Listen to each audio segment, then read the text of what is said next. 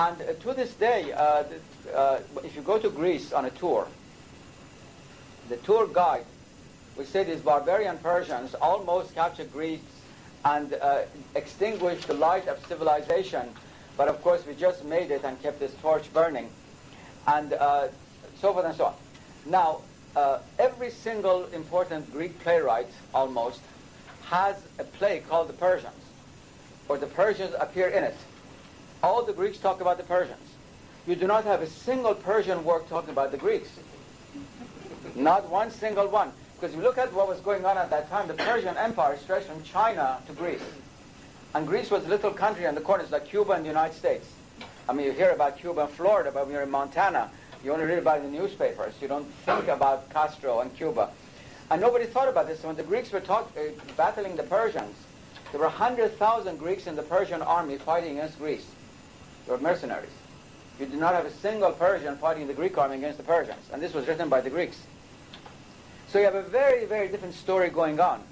To call, I don't want to talk about the Persian because I happen to be a Persian, but to call the Achaemenian Persians barbarians is quite something. But this is the historiography has been developed. The idea of the Greek and the barbary. The idea that developed, especially later on, that everybody other than the Greeks were barbarians. And the word barbarian, which you use in the English language today, simply means non-Greek. That's all one needs to say. The idea that everybody is, therefore, everybody else is a barbarian. Now, of course, we know this not to be the case. Greek civilization itself, which is a very great civilization, was not the only civilization. And it did not grow out of a vacuum with suddenly a bang in the 6th century BC. It was the heir to several great civilizations before it, especially the Egyptian and the Mesopotamian, not to talk about the Phoenicians and all of the more local civilizations of the Mediterranean world. And in a sense, much that it did, especially in the field of science, was a synthesis of several thousand years of scientific activity in civilizations before Greece, which we do not want to take cognizance of. Because once we do that, we have to change our image of ourselves.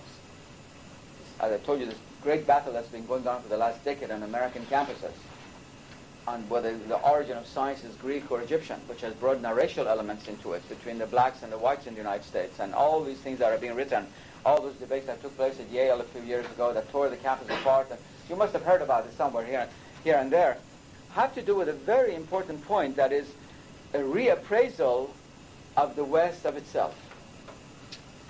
Now, there's a kind of paradigm shift is taking place in the West, without doubt, that we've seen in the field of science, in the field of history, in the field of culture. Even this debate is possible.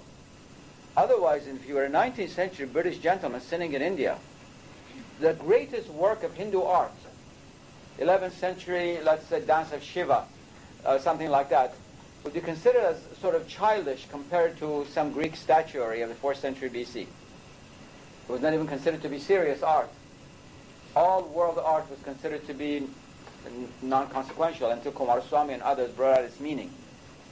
Now that this paradigm shift is gradually taking place, people dare talk about other civilizations from which the Greeks benefited.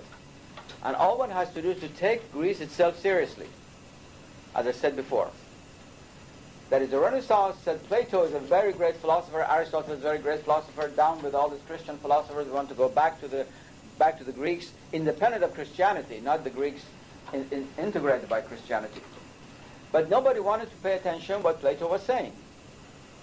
In his last great work, The Laws, where he talks about, in fact, I said Atlantic civilization and its heritage in Greece, or what all the Pythagorean texts talk about ancient Egypt and its wisdom, of the ancient Persian philosophers that the Greeks wanted to learn from, and all of these things that the Greeks wrote about.